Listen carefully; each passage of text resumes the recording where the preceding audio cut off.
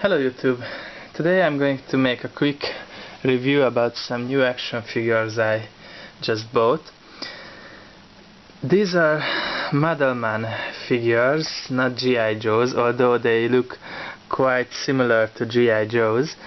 These figures were produced in Europe, I guess in Spain, around the end of the 80s, the early 90s, and this is one of the toy line that was not really long-lived, but I think they are quite nice toys, and I never really had any of them growing up. One of my friends had this particular yellow guy, and he was really proud of it. He was always telling us, no, that's not a G.I. Joe, that's a Madelman or Madelman. I really don't know how to pronounce it properly.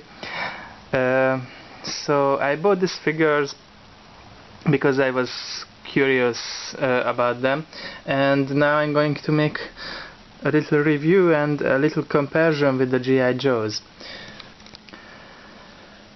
So the first thing you notice here is basically they have the same articulation as the G.I. Joes. Completely the same except for the arms. As you can see, the G.I. Joes can rotate their arms here. The lower arm can be rotated. On this figure, the arm just goes like this, and it cannot be rotated. But the shoulder articulation is the same as the one on the G.I. Joes. The head is articulated. The whole figure is held together by, I guess, by a rubber band like the G.I. Joes, but I really can't see it, and it's really tight. I can't pull it apart, and I really don't want to force it so that I don't break it. Legs are articulated the same way as G.I. Joe's. Knees also. The main difference is the feet, because these figures have a magnet in the feet. That's why I have this scissor here, because it's easier to make him stand, because it just attaches to the scissor really easily. So yeah, I can do this too. Ooh, and Spider-Man. The magnet is quite strong, and I really like this feature. It makes it so easy to pose in any stupid pose you can figure out. If you have a metal that's magnet able, that's able to react with a magnet, then you go. They come, I guess, with the backpack accessories like the G.I. Joes. Yeah, this one opens up too, but it's empty. I will post a link to a website that describes these figures a little bit more, because I myself don't know that much about them. But that site is really great. It tells the story. These figures also came with little comic books like the Masters of the Universe figures did in the 80s. But unfortunately I don't have the comic book. So this is our good guy. I don't really know his name, and I will check it out later. And I will also show. I'm also showing you the packaging, because I think it looks quite nice, and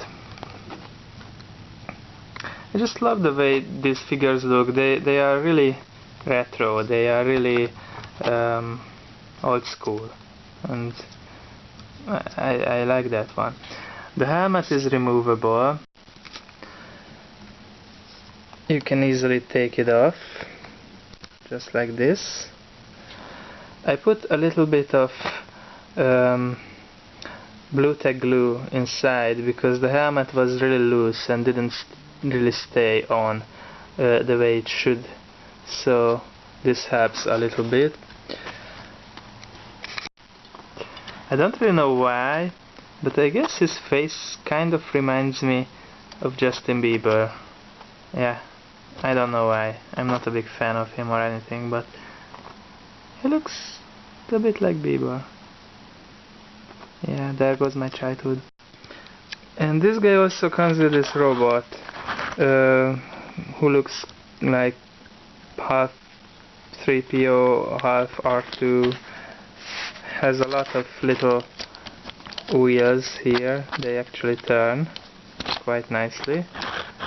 And articulation wise, this little robot can rotate, can hold the gun way better than the guy can. Arms rotate and head does not. That's it.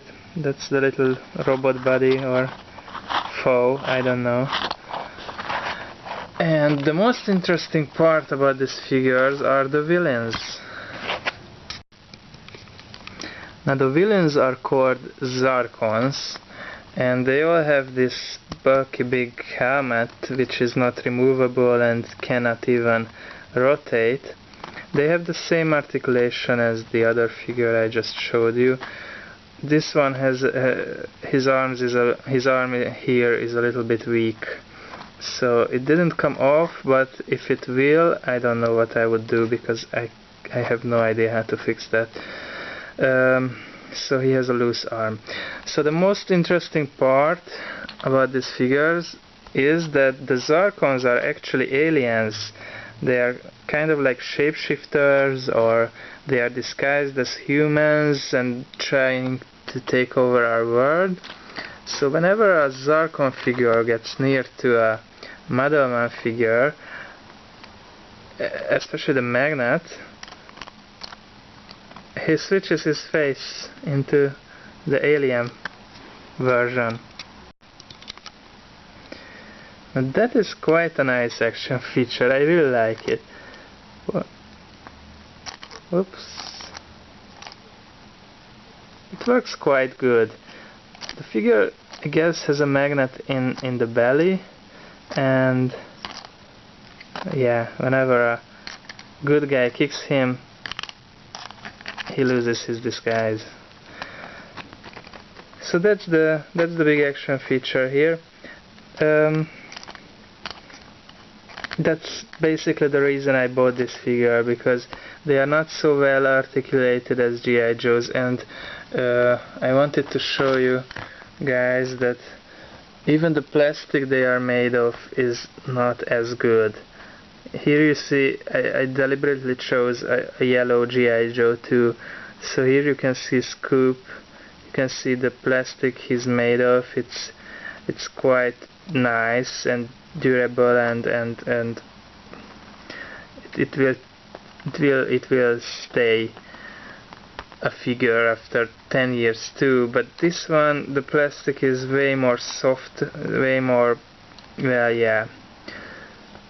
So the quality of the plastic on this figure, as you can see in comparison with the G.I. Joe, is, I guess, not as good, but well, that's what we have.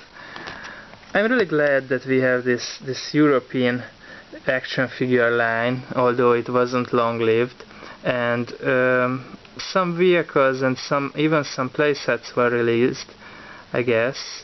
You can find them on the link I'm posting in the description of this video, and I really like them. They are quite nice. I wish I had some of the vehicles too. Some of them look like big insects, so I think they are really cool. It's really unfortunate that this line wasn't more successful, and because I think it's really creative. It's a good idea, the figure look nice, and I would love to hear the story of these figures and get to know more about them. The other thing which kind of makes it hard for me to get these figures is the price. They go for a really high price on eBay. I've only seen some boxed figures and they go for really high prices. I managed to buy these ones at the local Hungarian eBay, which is called Vatera. They were much more cheaper. I guess I paid around €3 for each, which is quite nice. 3 or 4 euros maybe. Yeah, 4 for this one, 3 for this one. So that's a way better price than the price they have on eBay. So I don't know, if you want to get these figures, I would recommend you to look around on some smaller sites and maybe not eBay, but I don't know. Well, this was my review of the Madelman 2050 series. I hope you enjoyed it, and if I can get some more figures, I will make some more reviews about them too. Take care, bye bye.